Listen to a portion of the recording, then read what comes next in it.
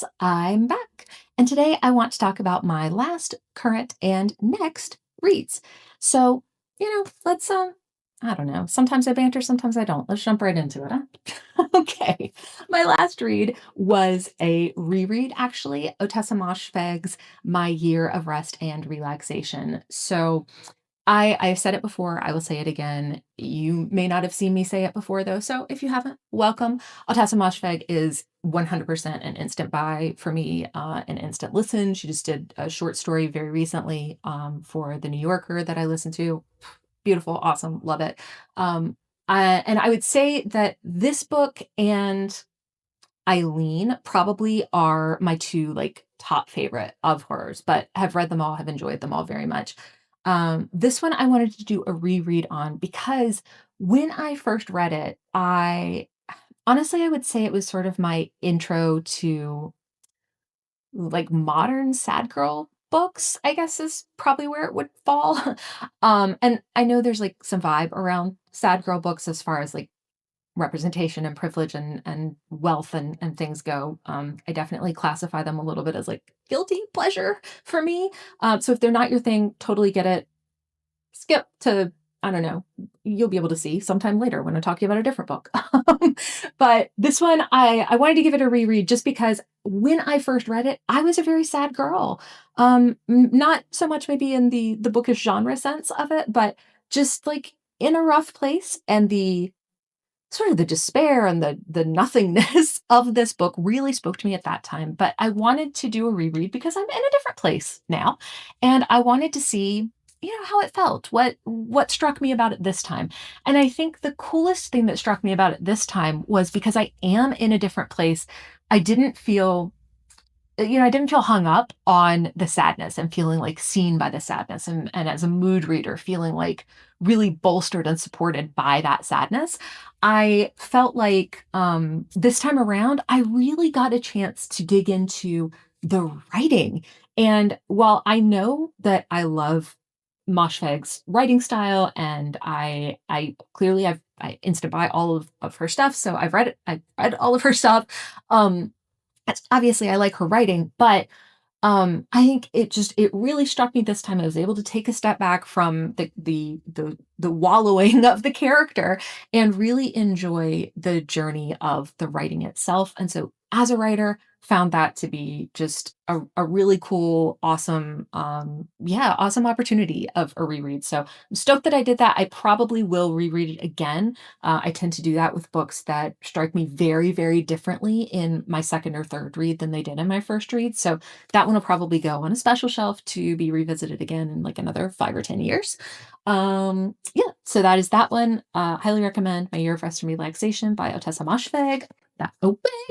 Next is the one I'm currently reading. Also, like little bonus plug for y'all. Have you done these like goofy, awesome diamond painting bookmarks? Because it was I don't know. It was a vibe for me. It was a total flow state. And also I made my own tassels. So I'm awesome. If you don't know, besides being a writer, reader, I'm also a maker. And this was my first time making tassels, and I think they came out pretty well. It's a little bit smushy, but that's just because the cat was laying on it. Cat hair, wonderful.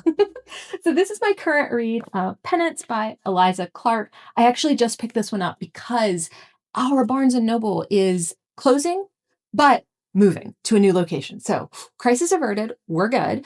But they were doing a 50% off moving sale. So my husband and I went, we stocked up. I had more books than I could possibly carry. They were slipping out of my arms. I was making a scene. It was a whole thing. But I came home with a lot of great books, which is like, nobody at that store is going to remember that I was making a total book fool of myself. I mean, if they do, like, they probably were doing the same thing, and maybe we're friends now. So I don't know. If you recognize me from the Barnes and Noble here, like, hit me up. We might be friends and I just don't know it. Anyway, the person who checked us out actually said that they one day did this one. It's a little bit beefy for me doing, like I work a full schedule, so I can't, I didn't like, and on the weekends I do a bunch of other stuff. And so I haven't had a chance to one day it, but I think this is 2 days. So still not bad. Oh yeah, I'm at page 163. I was at, I think, page 100 the for no, like last night. So yeah, I read 63 more pages, whatever. Like, you don't care how fast I'm reading this book, but here we are. I am loving it so far. I find it so compelling. I feel like the way the story is being told, there are a lot of different mechanisms of storytelling that this author is using to sort of piece together this true crime story while also doing some social commentary on the true crime um craze. Ooh, I don't love that I use that word. The true crime phenomenon, I guess, the fanship, fandom, whatever that would be. Yeah, some social commentary on true crime interests. Um, I love one thing that I've done, I will say, this video is so weird, whatever, is I've bookmarked a couple of pages because there were some different books that the author has mentioned or some different like true crime things that I've never read about. And so yeah, I love when a book makes me like go down a rabbit hole of other books. That's one of my favorite feelings in the whole universe.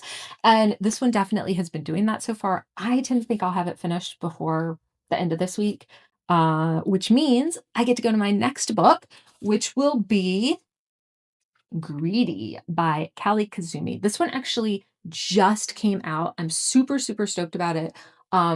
In fact, I talked about it in my books I'm looking forward to in February and March video. If you haven't seen that one, where the way that it is being described as a like a combination of the host. No.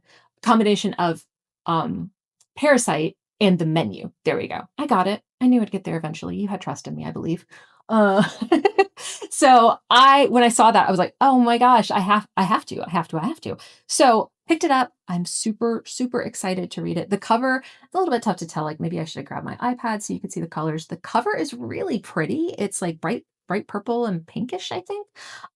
But yeah, I'm really excited to try this one. I have very high hopes based on the blurb and the whole concept of selling it as Parasite and The Menu combined. So stoked to read about that. Seems like maybe there's going to be like I think probably like some classes like social commentary and stuff as well. So I'm interested to see. And this will be a new to me author. I have not read anything by Callie Kazumi, although it does say also the author of Claire Darling. So if you've read that one, or if you are reading this one, excited to read this one, have already finished this one, good for you, then let me know what you're thinking, how you feel also about any of these books, because I know Eliza Clark, author, is also the author of Boy Parts, which I also haven't read.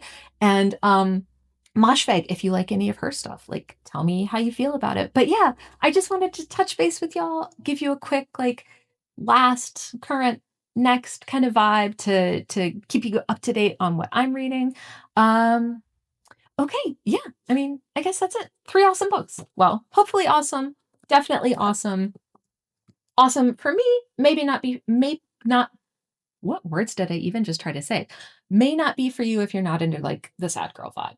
But that's what I have to say about that. All right, let me put these books down so I can tell you cheers and happy reading. Bye.